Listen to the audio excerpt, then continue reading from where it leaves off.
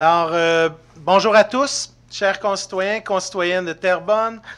Bienvenue à la séance ordinaire du Conseil municipal du 14 avril. Il est maintenant 19 heures. Je suis ici à la salle, à l'édifice Louis-Lepage dans le Vieux-Terrebonne. Alors, je suis accompagné aujourd'hui de Maître Milot, le greffier de la ville de Terrebonne.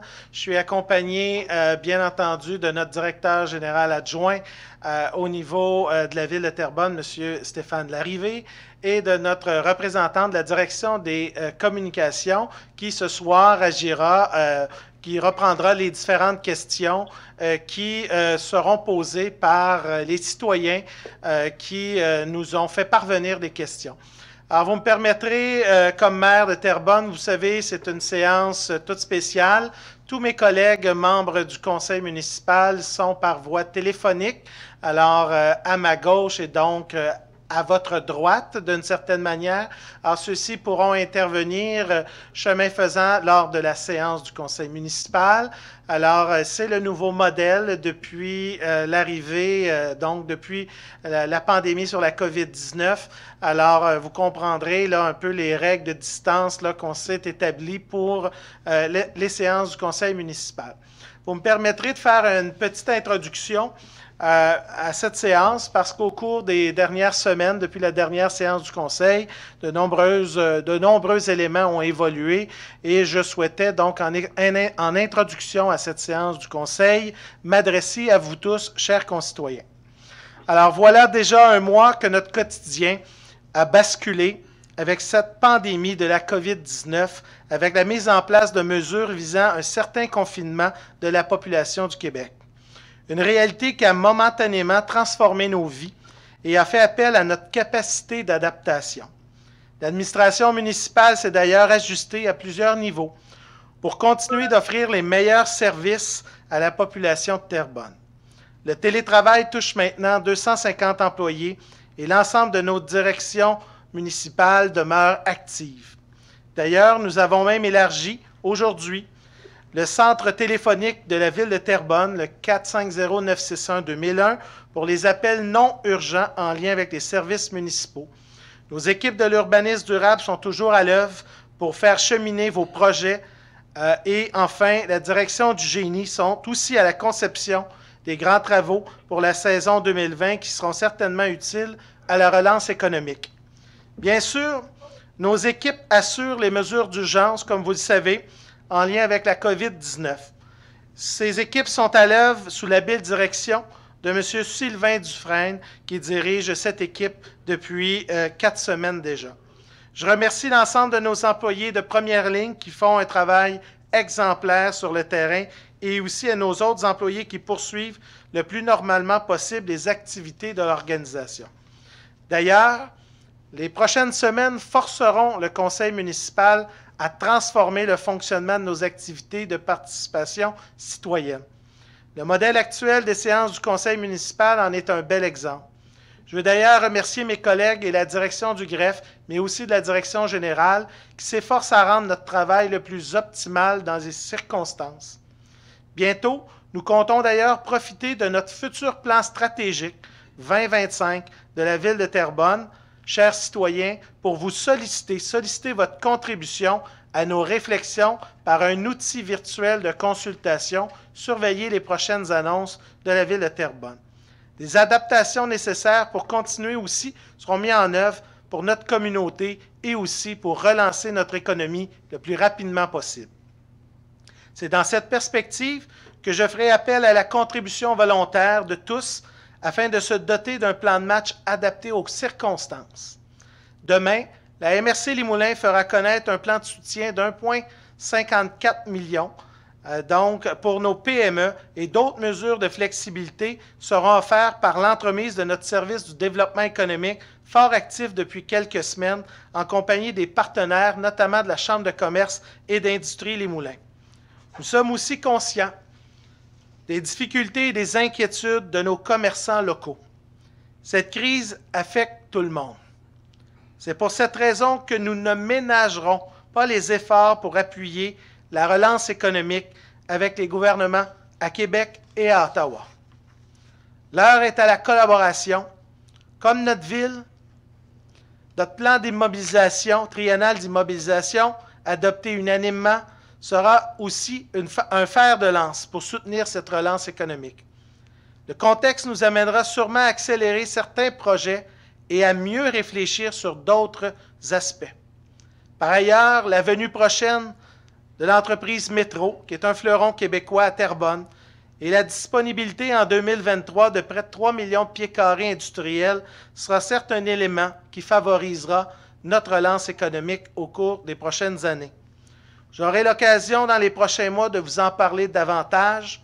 Notre député et ministre de l'Économie, Pierre Fitzgibbon, ainsi que ses collègues députés de Masson et de Les Plaines sont bien au fait de notre capacité et des projets qui s'en viennent et surtout de notre désir de participer à la relance économique du Québec. D'ici là, nous avons beaucoup de travail à réaliser. Nous nous devons de continuer à suivre, et ça je le rappelle, les consignes gouvernementales de la santé publique. Vous pouvez compter sur moi et sur mes collègues, membres du conseil municipal, pour atténuer au maximum les effets de la crise de la COVID-19. Merci à tous de votre collaboration et bon conseil municipal ce soir. Merci. Alors, Monsieur le greffier, je vous céderai donc la parole pour le dépôt des documents ce soir. Merci. Donc, les dépôts des procès-verbaux du comité exécutif des séances du 11 mars, 18 mars, 25 mars et 1er avril. Dépôt de la liste des contrats entre 2 000 et 25 000 $. Dépôt de la liste des contrats de plus de 25 000 $. Dépôt de la liste des écritures budgétaires. Dépôt de la reddition de compte mensuel des modifications, évaluations et abolition de postes. Et dépôt du rapport d'imposition de mesures administratives et disciplinaires. Merci, Monsieur le greffier. Alors, pour l'ouverture de la séance du Conseil, c'est proposé par Mme Nathalie Ricard, appuyée par Robert Brisebois. Il n'y a pas ce soir de déclaration d'intérêt des élus concernant un sujet à l'ordre du jour. Alors, maintenant, nous arrivons au point 3, l'adoption de l'ordre du jour ce soir, qui est proposé par M. Éric Fortin, appuyé par Yann Maisonneuve. Le dépôt aussi du procès-verbal de la séance ordinaire tenue le 16 mars dernier. Alors, c'est proposé par M. Jacques Demers, appuyé par Mme Brigitte Villeneuve. Alors maintenant, nous arrivons à la toute première période de questions en ligne. Alors, je cède donc la parole à notre Audrey, notre lectrice des questions, de la période des questions. Nous avons 5 questions ce soir. Alors, pour la première question. La première question est de Mme Nicole Poulain du 1682 rue des Bouvreuils. Elle se lit comme suit.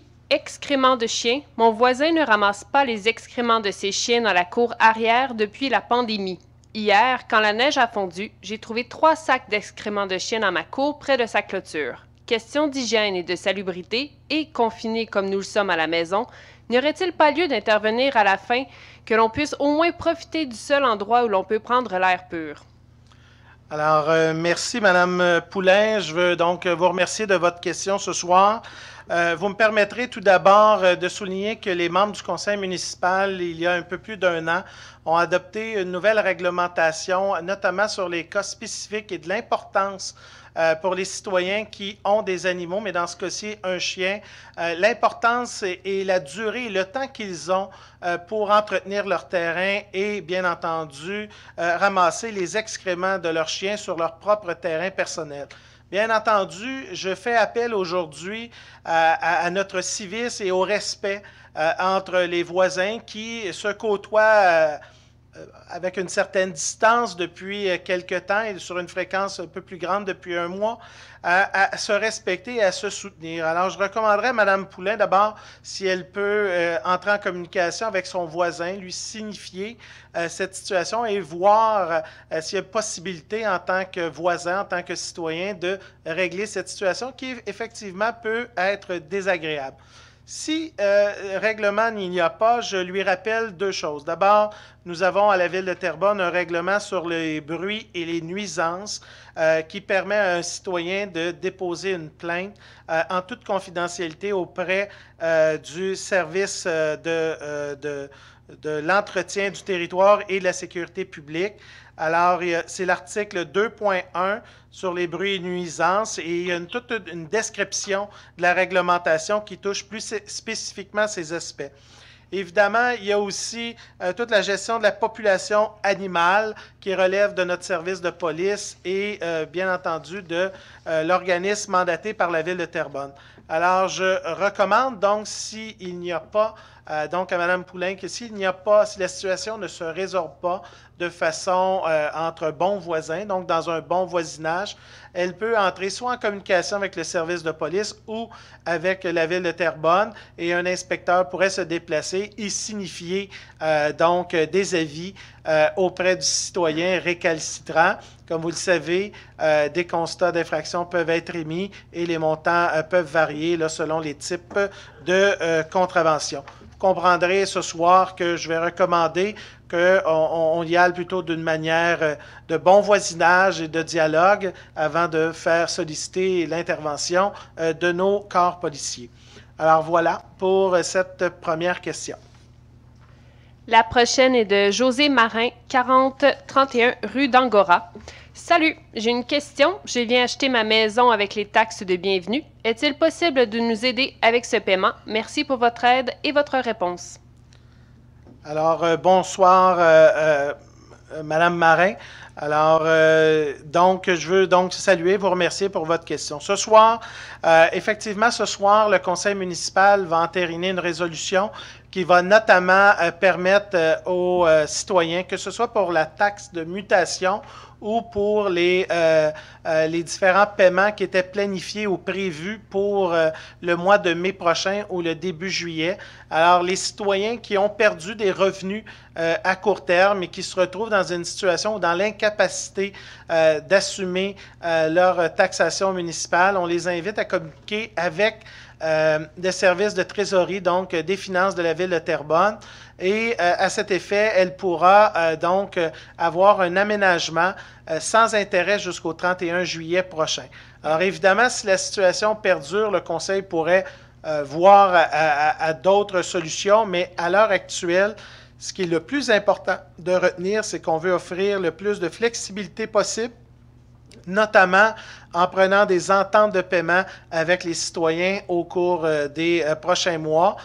On sait que la situation, elle n'est pas évidente. On sait que ça ne concerne pas nécessairement 100% des propriétaires, mais aujourd'hui, on a déjà annoncé une première mesure de flexibilité dans le temps pour les paiements. Et évidemment, on va suivre de très près la situation au cours des prochaines semaines et des prochains mois. Alors, voilà pour Mme Marin. Yves Saumur, 260 du Grand Héron. L'aménagement du ruisseau de feu est en cours. Une passerelle mène jusqu'à la tour. Il ne reste que quelques mètres pour se rendre jusqu'au bord de l'eau. Déjà, plusieurs citoyens se rendent jusque-là et la tour n'est pas accessible pour l'instant.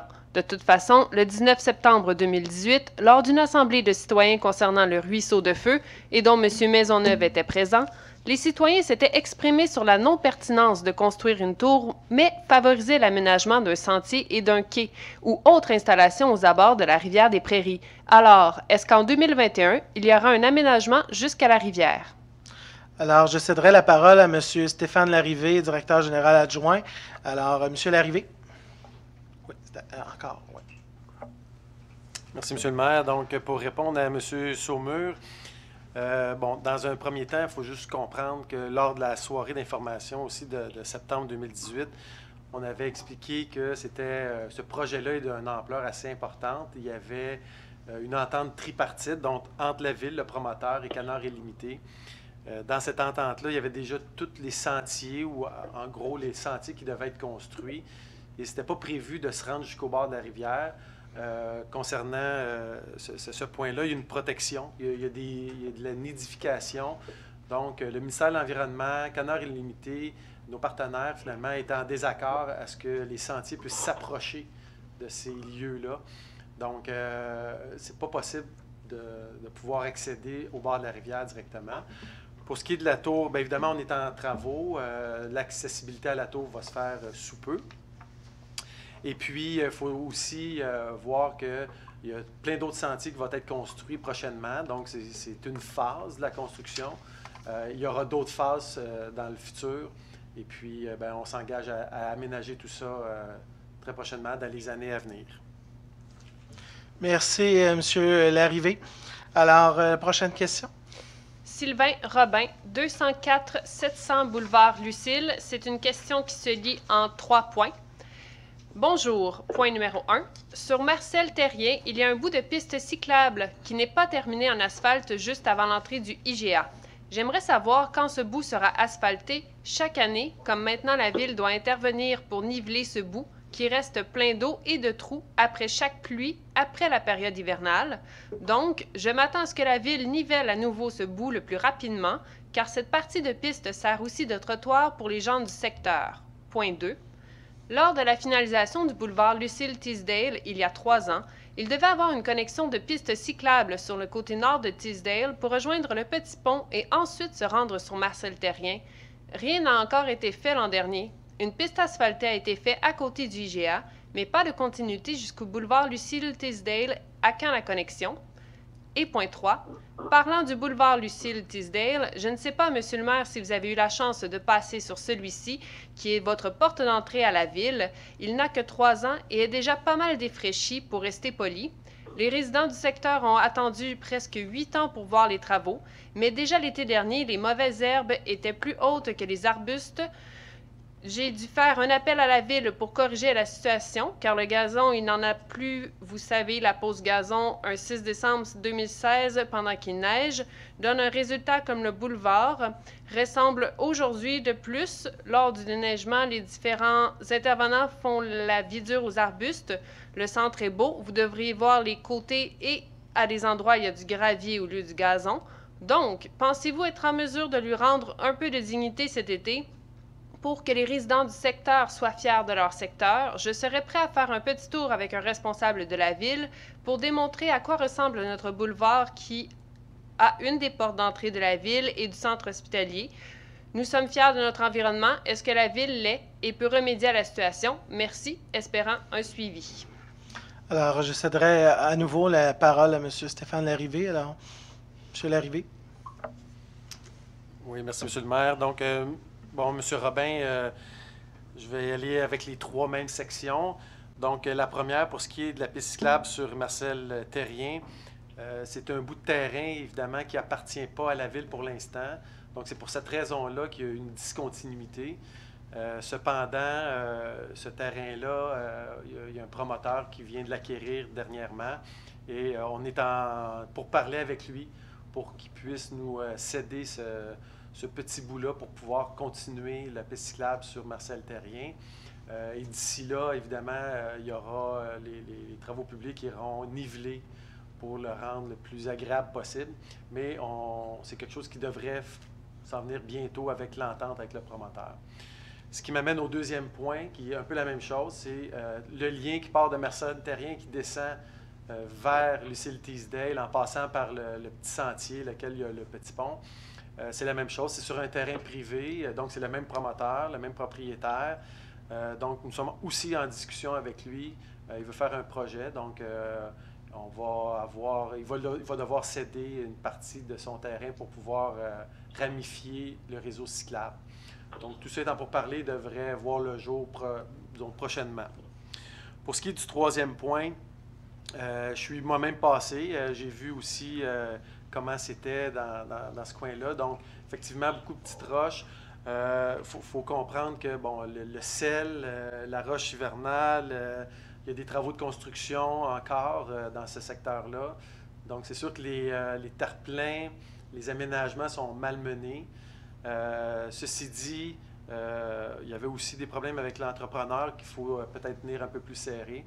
Mais ceci dit, c'est sûr qu'on va serrer la vis auprès de l'entrepreneur. On va revoir aussi à réaménager, à nettoyer comme il faut, mais aussi peut-être pas à mettre du gazon, mais peut-être à mettre soit du trèfle ou, disons, une semence qui va être plus résistante au sel, plus résistante à nos hivers rigoureux, pour justement peut-être avoir quelque chose de plus résistant. Parce que du gazon comme tel, qui a été posé, même s'il a été posé en décembre 2016, Disons qu'il a bien pris. L'entrepreneur en était responsable. Les travaux ont bien été. Cependant, c'est les années qui ont fait qu'il n'a pas pu résister. Mais on est en train de travailler à mettre des semis qui sont peut-être plus résistants. Puis c'est ce qu'on va faire au cours de la prochaine saison pour justement pas avoir à intervenir ou à faire un entretien rigoureux. Parce que du gazon, comme on retrouve sur les terrains privés, ça nécessite énormément d'entretien, beaucoup d'arrosage, beaucoup d'engrais, beaucoup d'amour. Donc, c'est dans les milieux publics comme ça, c'est peut-être plus difficile pour les villes d'avoir autant d'attention. Alors, espérant répondre à votre question. Merci, M. Larrivé. Alors, pour la 5e et dernière question. Julie Garot, 575 Aline Prudhomme. Bonjour. Vu le confinement actuel dans nos résidences, est-ce que vous pourriez voir à assouplir les règles concernant les feux extérieurs et avoir la même réglementation que notre ville voisine Mascouche? Peut-être une autorisation spéciale pour cet été, vu que nous serons sûrement appelés à y rester.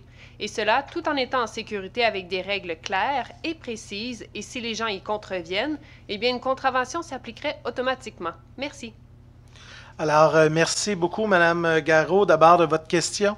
Je tiens tout d'abord à vous souligner que le 18 septembre 2019, la réglementation municipale à Terrebonne a été modifiée et je vous informe que les feux extérieurs sont autorisés sous certaines conditions, bien entendu, au règlement sur la prévention des incendies.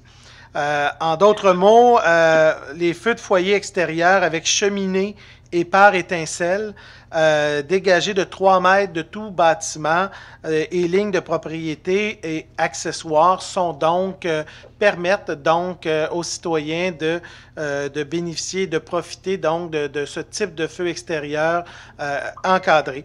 Alors, j'invite les citoyens à s'informer d'abord sur le site Internet de la Ville de Terrebonne. Toute la réglementation est disponible. Sinon, vous pouvez communiquer avec le 450-961-2001. Toute la réglementation pourra vous être expliquée. Je conviens que la question m'a été posée à quelques reprises dernièrement dans le contexte que nous vivons.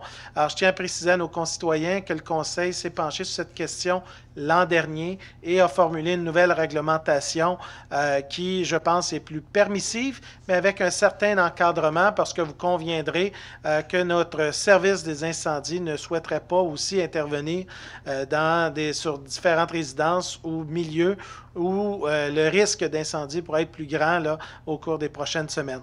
Alors, j'invite les gens à la plus grande prudence et aussi de suivre à la lettre là, les différentes recommandations de la réglementation municipale à Terrebonne. Alors voilà, c'est ce qui met un terme à cette période de questions. Je vous rappelle que la prochaine séance du conseil municipal, c'est le lundi 27 avril. Alors, les gens qui souhaiteraient nous formuler des questions pourront à nouveau le faire à cette occasion. Alors, Monsieur le greffier, nous revenons donc à l'ordre du jour. Nous arrivons donc au point 5.1. Alors, Monsieur le greffier.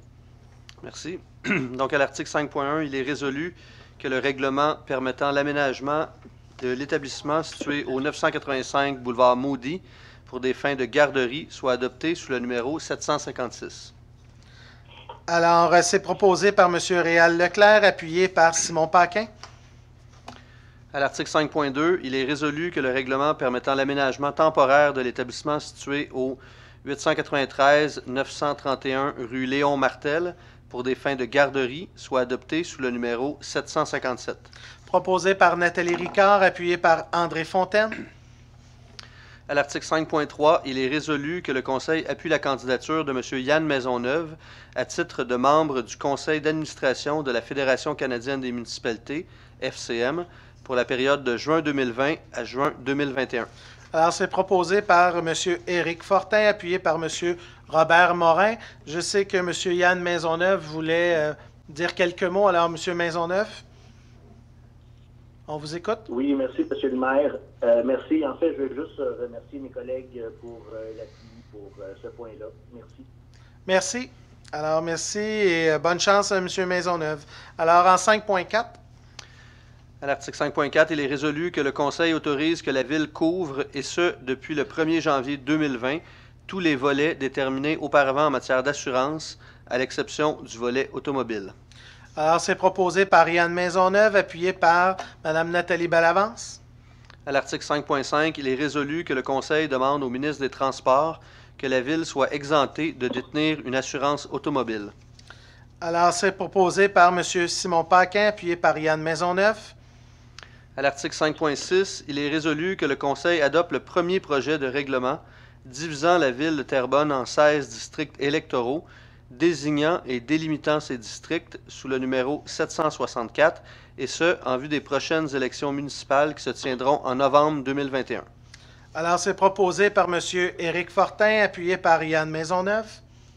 À l'article 5.7, il est résolu que le Conseil approuve le règlement d'emprunt de la Régie d'assainissement des eaux Terrebonne-Mascouche, numéro 121, décrétant des travaux de mise à niveau des systèmes d'automatisation et de contrôle de l'usine d'épuration et des stations de pompage de la RATEM et autorisant un emprunt de 953 000 $. Alors, c'est proposé par Yann Maisonneuve, appuyé par Nathalie Ricard. À l'article 6.1, attendu la situation exceptionnelle créée par la crise de la COVID-19, il est résolu que le Conseil abaisse à 0% le taux d'intérêt annuel exigé pour les taxes et compensations imposées et que ce nouveau taux à 0% soit applicable à partir du 18 mars 2020 et soit maintenu jusqu'au 31 juillet 2020 inclusivement. Alors, c'est proposé par Nathalie Bellavance, appuyé par Simon Paquin. À l'article 6.2, avis de motion est donné et dépôt pour adoption à une prochaine séance du projet de règlement 734-2 modifiant le règlement 734 sur la gestion contractuelle. Alors, l'avis de motion est donné par Nathalie Bellavance. 7.1. Il est résolu que le Conseil désigne le règlement 744 comme étant prioritaire, conformément à l'arrêté ministériel 2020-008, que le règlement d'emprunt décrétant l'exécution de travaux de prolongement de l'égout sanitaire sur la rue Joanne soit adopté sous le numéro 744. Alors, c'est proposé par M. Réal Leclerc, appuyé par Serge Gagnon. À l'article 7.2, il est résolu que le règlement d'emprunt décrétant des travaux de réaménagement du boulevard des Plateaux devant la nouvelle école des explorateurs et la construction d'un nouveau trottoir sur la rue de Beauvais pour l'école de l'Étincelle soit adopté sous le numéro 745. Alors, c'est proposé par Éric Fortin, appuyé par Yann Maisonneuve. À l'article 7.3, il est résolu que le Conseil désigne le règlement 749 comme étant prioritaire, conformément à l'arrêté ministériel, et que le règlement d'emprunt prévoyant les honoraires professionnels pour la construction d'un nouveau réservoir d'eau potable sur la rue Benoît soit adopté sous le numéro 749. Proposé par M. Réal Leclerc, appuyé par Danny Saint-Pierre. À l'article 7.4, il est résolu que le règlement d'emprunt décrétant des travaux de mise à niveau du poste de pompage du Rocher et pour en payer le coût, un emprunt montant de 1 270 000 soit adopté sous le numéro 750. Alors, c'est proposé par Yann Maisonneuve, appuyé par Simon Paquin. À l'article 7.5, il est résolu que le Conseil désigne le règlement 751 comme étant prioritaire, conformément à l'arrêté ministériel, et que le règlement d'emprunt prévoyant les honoraires professionnels pour la mise à jour du plan d'intervention et autres études soit adopté sous le numéro 751. Alors, c'est proposé par Réal Leclerc, appuyé par Serge Gagnon. À l'article 7.6, il est résolu que le Conseil désigne le règlement 752 comme étant prioritaire, conformément à l'arrêté ministériel, et que le règlement d'emprunt prévoyant les honoraires professionnels pour la mise à niveau de postes de pompage soit adopté sous le numéro 752.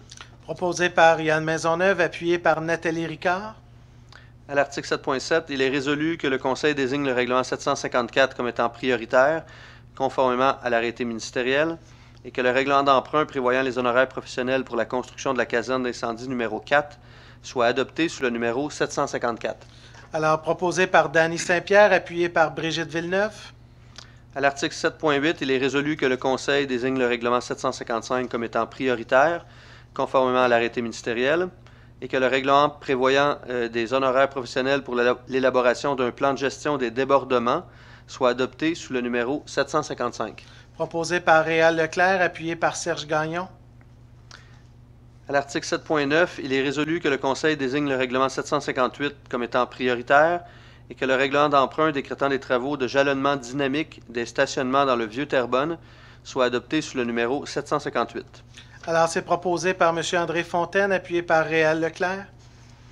À l'article 7.10, il est résolu que le Conseil approuve la facture d'Hydro-Québec au montant de 1,7 million en date du 3 décembre 2019 pour le coût des travaux pour le prolongement et la modification d'une ligne souterraine. Alors, c'est proposé par Réal Leclerc, appuyé par Robert Brisebois. À l'article 7.11, il est résolu que le Conseil accepte pour un 4e renouvellement d'1 an à compter du 1er avril la soumission pour l'entretien des jeux d'eau avec la société Iriglobe au montant de 165 697. Proposé par Serge Gagnon, appuyé par Danny Saint-Pierre.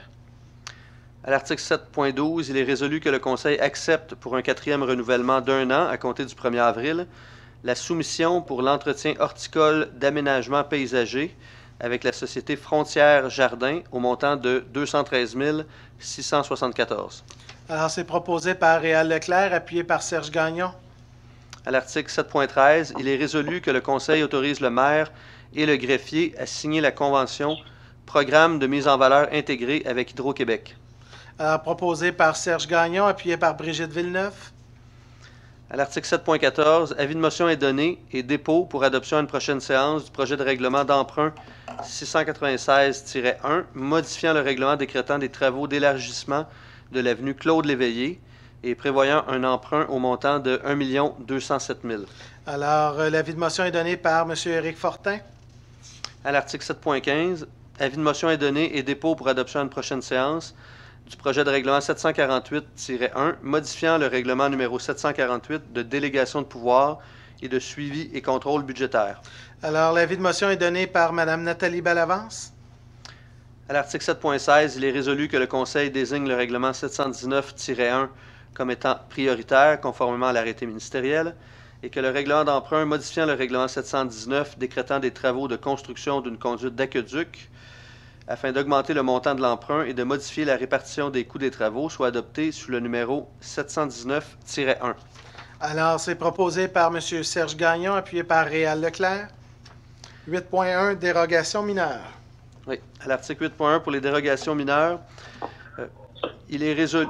Il y a 18 dérogations, donc on va les faire une à la suite de l'autre. Pour le premier point, le 2371 rue Charon, le Conseil autorise pour régulariser la galerie arrière sur fondation que la marge arrière soit de 6,75 mètres, alors que le règlement prévoit un minimum de 7,5 mètres. Il n'y a pas eu de commentaire spécifique à cette dérogation? Non. Au point 2, le projet au 429 rue Hervieux, dans le but de créer 2 lots à même le lot existant. Encore une fois, il n'y a pas eu de commentaire à cette dérogation? Au point 3, le projet au 65-60 rue Rodrigue, dans le but de procéder à l'aménagement d'un logement de type bachelor. Encore une fois, il n'y a pas eu d'opposition ou quoi que ce soit à cette dérogation? C'est ça. Au point 4, le projet concernant le 5200 rue du Cépal, dans le but de construire un garage isolé. Encore une fois, il n'y a pas eu de requête et d'opposition à ce règlement? Exact. Au point 5, le projet concernant le 2255 rue Antonio Héroux, dans le but d'agrandir un immeuble de type industriel. C'est la même chose à cette étape-ci, aucune opposition. Exact.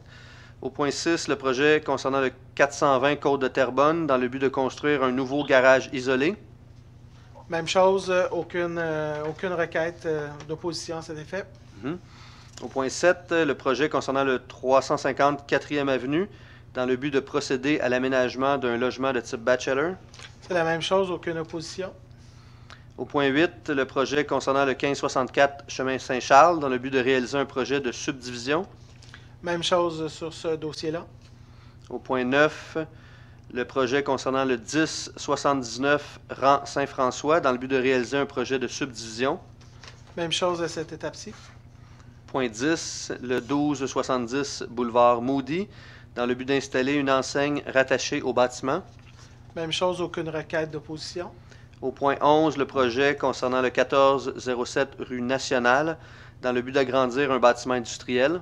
C'est la même chose sur ce dossier. Au point 12, le projet au 911 Montée des Pionniers, dans le but d'agrandir l'hôpital Pierre-le-Gardeur. Même chose aussi, il n'y a pas eu de requête d'opposition. Au point 13, le projet 618 rue Chartrand, dans le but de régulariser la marge latérale. Même chose, aucune requête d'opposition. Au point 14, le projet au 2635 rue de Gênes, dans le but de réduire la marge latérale droite. Même chose, aucune requête à cet effet. Au point 15, le projet au 850 rue Saint-Michel, dans le but d'autoriser le réaménagement d'un logement de type bachelor. Même chose, aucune opposition. Au point 16, le projet au 10 281 boulevard Laurier, dans le but de permettre l'augmentation du nombre d'étages à 3 étages.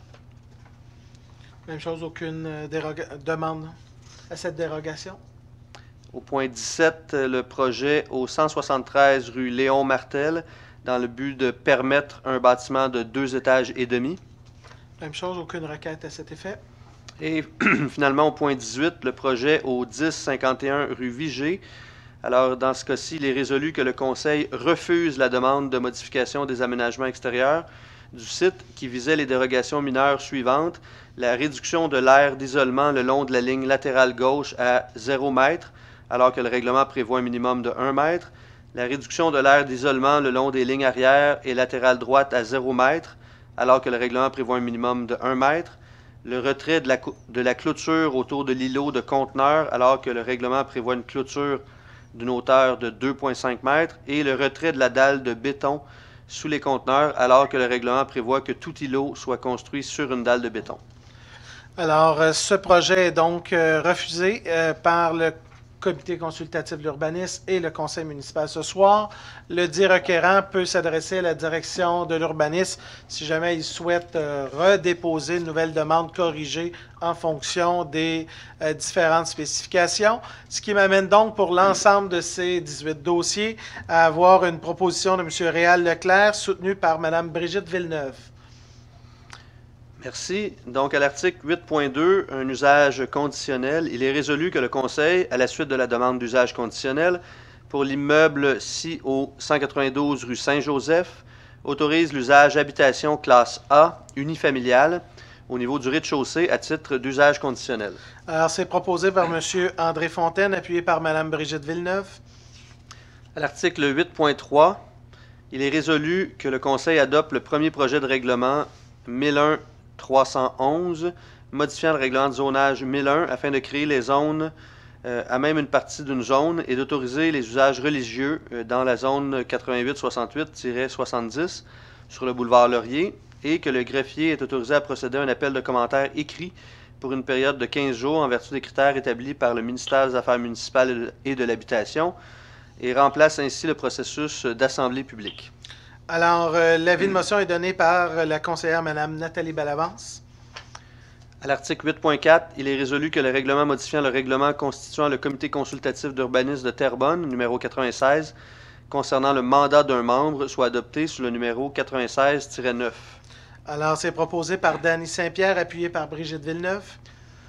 À l'article 8.5, il est résolu que le Conseil appuie favorablement la demande de la Commission de protection du territoire agricole du Québec 2020-21, soit de procéder à l'aliénation et à une utilisation autre que l'agriculture d'une superficie de 9 355 mètres carrés sur 8 lots afin de procéder à l'élargissement de la route 337. Alors, c'est proposé par Nathalie Bellavance, appuyé par Dany Saint-Pierre. À l'article 8.6, il est résolu que le Conseil adopte le second projet de règlement 1001-310, modifiant le règlement de zonage 1001 afin d'agrandir une zone et d'y autoriser les usages multifamiliales 2 logements, multifamilial 3 logements et multifamilial 4 à 6 logements dans un projet intégré. Alors, c'est proposé par M. Robert Brisebois, appuyé par Éric Fortin. J'en profite puisqu'on vient tout juste de faire les différents points à l'urbanisme durable pour vous dire, chers concitoyens, que si vous avez des projets ou des demandes de permis ou quoi que ce soit, vous pouvez en tout temps communiquer avec la direction de l'urbanisme durable. Le comité consultatif de l'urbanisme s'est réuni à, je crois, 2 reprises depuis le 13 mars dernier, que bref, nos équipes sont toujours dans la meilleure efficience et toujours à l'œuvre, et je salue donc encore une fois leur travail parce que plusieurs projets et autorisations ce soir vont générer du travail pour des gens qui, dans les prochains mois, là, pourront donc habiter ces développements, ces projets-là qui sont si chers, qui vont aussi y travailler. Alors, je salue donc le travail de nos équipes de l'urbanisme durable notamment, mais aussi de l'ensemble de nos employés. Alors, aux ressources humaines. À l'article 9.1, il est résolu que le conseil municipal procède à la création du poste syndiqué col blanc, inspecteur en environnement et domaine public, à la direction du génie et de l'environnement. Alors, c'est proposé par Yann Maisonneuve, appuyé par Simon Paquin. À l'article 9.2, il est résolu que le conseil autorise la signature de la lettre d'entente 2020-02 à intervenir avec la Fraternité des policiers de la ville de Terrebonne concernant le projet ciblé 2020 et que le conseil municipal autorise la modification des dates du projet compte tenu de la situation COVID-19. Alors, c'est proposé par Dany Saint-Pierre, appuyé par Serge Gagnon. À l'article 9.3, il est résolu que le conseil autorise la direction des ressources humaines à prendre des ententes temporaires avec les différents syndicats pour répondre aux besoins particuliers en termes de main-d'œuvre reliés à la pandémie de la COVID-19. Alors, c'est proposé par Yann Maisonneuve, appuyé par Nathalie Ballavance. J'en profite pour souligner encore une fois l'énergique travail de notre équipe de la direction des ressources humaines, mais aussi l'ouverture, l'agilité des représentants syndicaux de la ville de Terrebonne qui, au cours des dernières semaines, se sont affairés à s'assurer que tout le travail qui doit être fait, et évidemment en toute sécurité, se fasse pour nos concitoyens. Alors, on voit vraiment une agilité et un travail et une collaboration qui est très grande, qui mérite encore une fois d'être soulignée ce soir à cette séance du conseil municipal. Alors, nous arrivons donc au point 11.1. 10.1. 10.1, désolé. Oui. À l'article 10.1, il est résolu que le conseil autorise le paiement de la différence de la subvention à être versée à les complexes sportifs Terrebonne, soit 124 257, et qu'il s'agit de mesures exceptionnelles vu le contexte économique causé par la crise sanitaire. Alors, c'est proposé par M. Éric Fortin, appuyé par Robert Brisebois. À l'article 10.2, il est résolu que le conseil recommande la signature du contrat de location de glace pour l'automne 2020 au montant de 944 271. Alors, c'est proposé par M. Robert Brisebois, appuyé par M. Éric Fortin. À l'article 11.1, il est résolu que le Conseil désigne le règlement 753 comme étant prioritaire, conformément à l'arrêté ministériel, et que le règlement d'emprunt décrétant l'acquisition de véhicules lourds d'incendie et leurs équipements soit adopté sous le numéro 753. Alors, c'est proposé par Dany Saint-Pierre, appuyé par Serge Gagnon. À l'article 11.2, il est résolu que le Conseil entérine le bilan 2019 du Bureau d'intégrité et d'éthique Laval-Terrebonne, le BIELT. Alors, c'est proposé par Dany Saint-Pierre, appuyé par Serge Gagnon. À l'article 13.1, il est résolu que le Conseil prend acte et accepte le dépôt du rapport annuel 2018 des 7 commissions. Alors, c'est proposé par M. Éric Fortin, appuyé par Yann Maisonneuve. Alors, il n'y a pas d'affaires nouvelles ce soir. Avant d'aller à la période de questions, s'il y a lieu, je vous rappelle que la prochaine séance du conseil municipal aura lieu le lundi 27 avril, ici même à l'édifice Louis-Lepage du 754 rue Saint-Pierre à 19h. Normalement, il sera sous la même formule que nous avons ce soir, à moins d'indications contraires de la santé publique.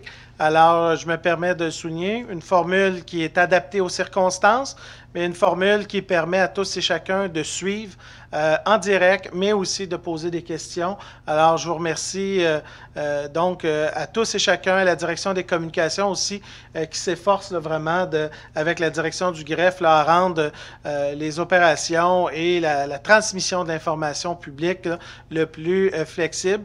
Je veux aussi souligner aussi la collaboration de notre journal local, la Revue de Terrebonne, qui collabore aussi beaucoup à transmettre l'information à l'ensemble de nos concitoyens. Alors, je profite encore une fois de le souligner. Alors, nous arrivons donc à la période de questions des membres du conseil municipal. Alors, je regarde, les gens qui me regardent à la maison, si vous me voyez sur mon téléphone, c'est parce que je vérifie s'il y a des demandes de droit de parole. Alors, je vérifie à ce moment-ci s'il y a donc des demandes de parole des membres du conseil municipal. Alors, je vois que non. Alors, à partir de ce constat, je proposerai donc la levée de cette assemblée du conseil municipal, alors par Mme Nathalie Ricard, appuyée par M. Jacques Demers. Alors, je vous remercie tous et chacun. On se revoit donc le 27 avril prochain pour une séance une séance ordinaire du conseil municipal. Alors, merci à tous de votre écoute. Merci aux membres du conseil municipal de votre présence virtuelle et on se reparle très bientôt. Merci.